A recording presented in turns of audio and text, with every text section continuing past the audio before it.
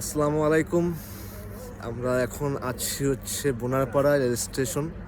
আমাদের পিছে দেখতে পাচ্ছেন রংপুর এক্সপ্রেস ট্রেন দাঁড়িয়ে আছে। আমরা এখানে একটা ব্রেক নিয়েছি, 10 মিনিটের একটা ব্রেক রয়েছে এখানে রংপুর এক্সপ্রেসের।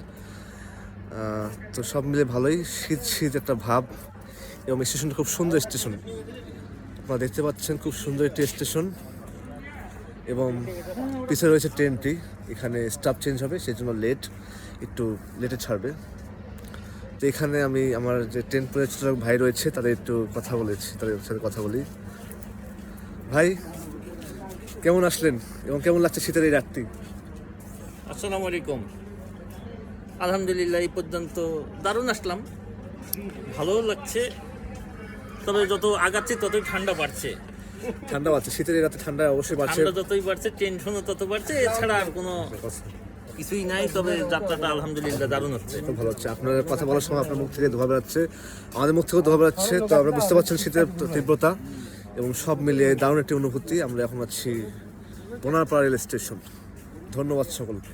আসসালামু আলাইকুম।